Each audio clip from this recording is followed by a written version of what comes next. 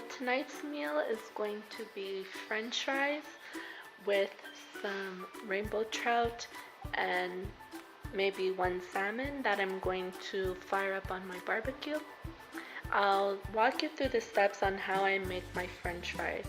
So the first thing you want to do is wash your potato very well, and once that's done, we're going to pop these in the microwave for maybe about 15 minutes until they're soft but still tender inside. So you don't want them to be completely cooked. You want them to be semi-hard so that when we fry them up, they're gonna get crispy and golden and delicious. So while I have my potatoes in the microwave, they're cooking for about maybe 10 to 15 minutes. I have some salmon and rainbow trout. Now, rainbow trout is a very delicate fish, so be careful when you're handling it. And I'm going to show you how to season. So I'm seasoning my fish with some steak spice. This is from Costco and it's the keg, but you can use any brand you like or any type of seasoning, whether it's sea salt or just black pepper or whatever you like. And I got some maple syrup that I'm going to just drizzle over my fish. So I'm just drizzling some maple syrup from Quebec, of course, just like so. And not too much, because if you're gonna be doing this on the barbecue, it's sugar basically, so it might burn a bit, so just be cautious. But if you're doing it in the oven, go for it as much as you like. That's my rule for cooking. I always just guesstimate. I don't measure things. I do it the way I like it or like its taste. So whatever your heart desires, you could dress this fish. Now I'm just gonna add my seasoning for some taste. And here we go.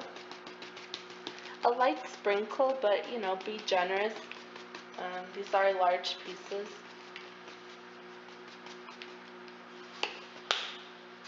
There you have it.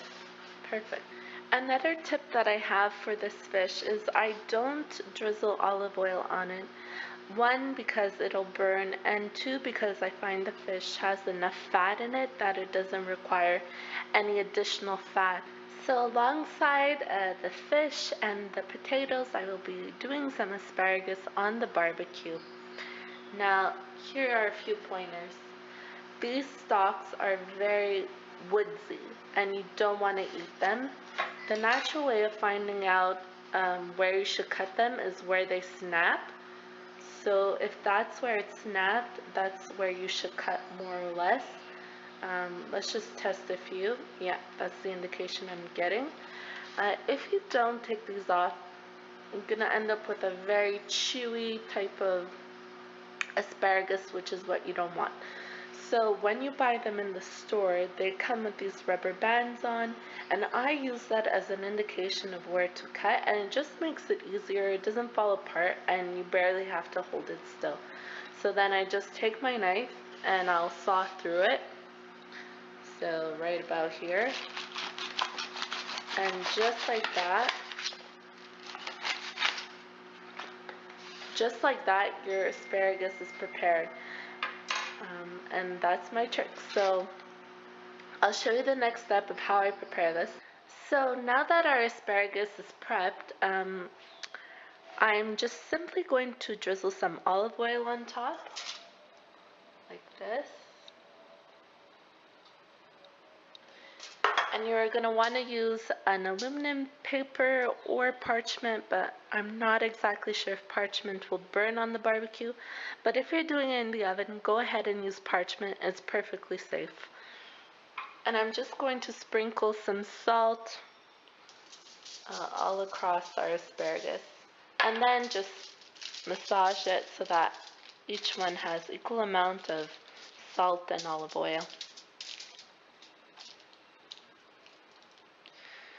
Okay, so I'll just add maybe a bit more since we did turn it.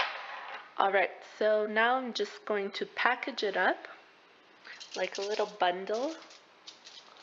And actually, I think I'm going to turn it this way because there's more. So just like that. And then it doesn't matter if the top doesn't close because it's going to create like steam once they're cooking, and that's what you want.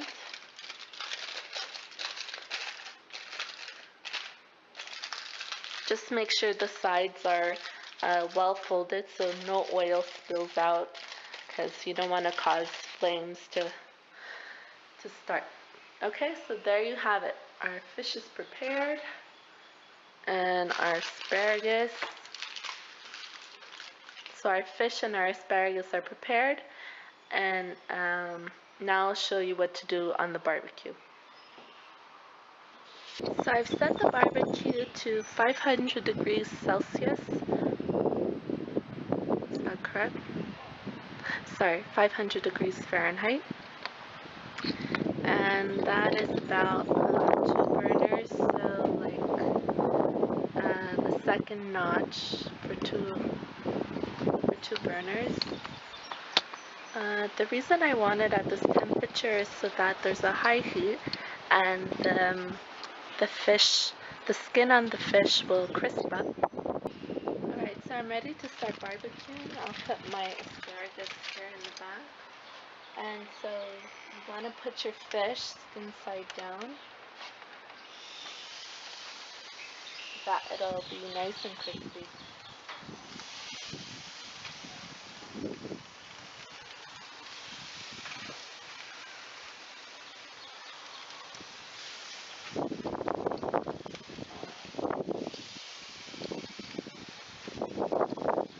Okay, I'm ready to close it and let it cook.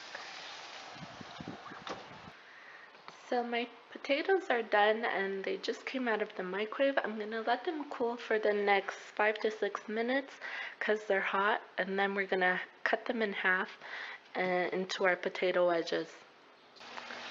So after about 5 minutes, I put the flame lower to about low, just because the skin was starting to crisp. And the fish is almost done. I'll show you what it looks like. There it goes, off the flame. So, ready to turn, and see, it's nice and crispy. If you can try and not burn it like I just did.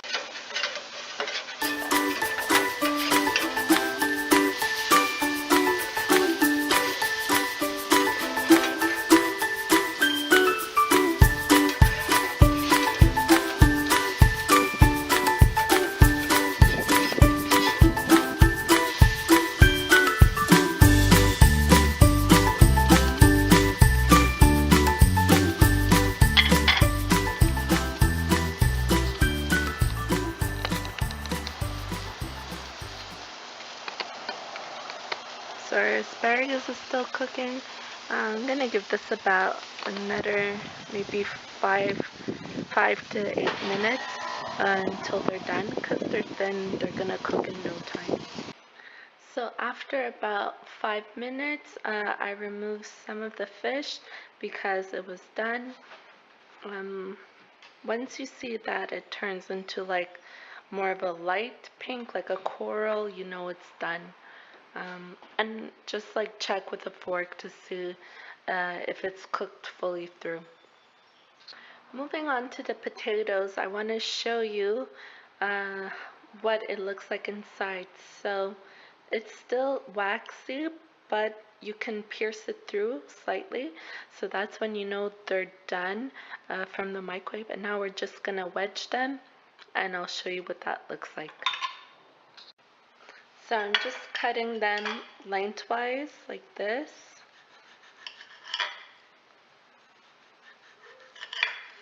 And afterwards I pile it all back together and I cut straight down.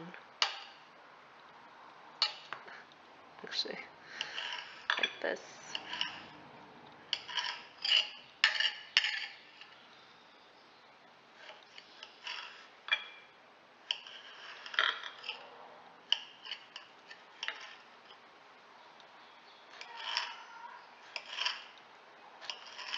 I chose to leave the skin on the potatoes. I just find it's tastier that way and they're gonna crisp up nicely.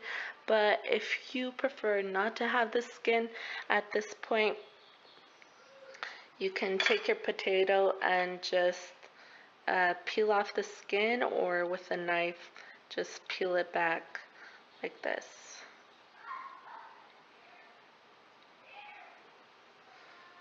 Or to save yourself some time, you can peel it ahead of putting in the microwave so that they're already peeled, but for the sake of convenience, I just cook it with the peel on.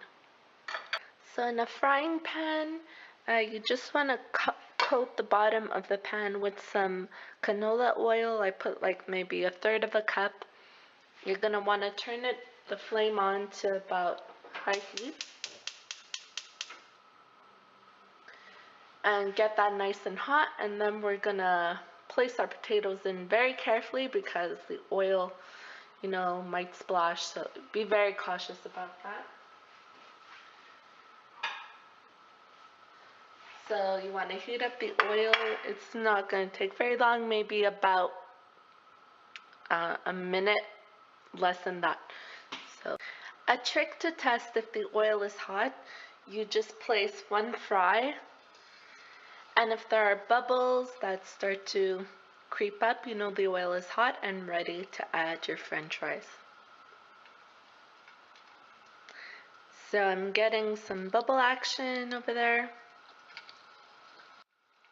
That's what you want, your oil is ready. So I'm just gonna plop them in.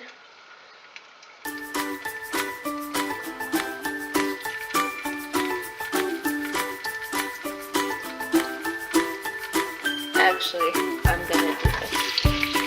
It's gonna go much faster.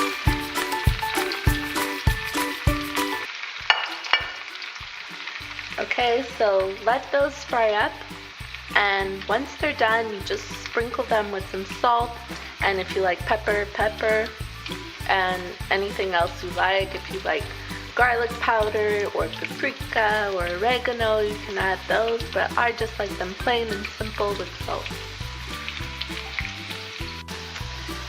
So once they become crispy, you just turn them around with the spatula or some type of utensil like this. You just turn them over, and I have a beautiful sprig of rosemary that I'm going to add to the potatoes to fry it up with. You can smell that, delicious.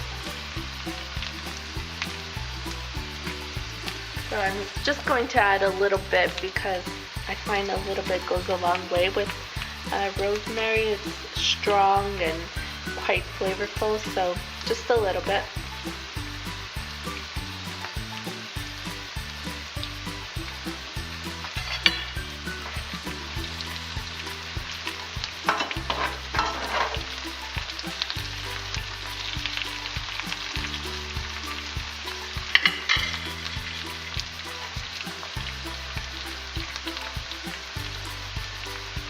So just continue frying those up until they're all the way crispy. So just sprinkle your potatoes with salt because they haven't been salted up until now. So a generous sprinkling. Good to go. If you like pepper, you can add it in now as well.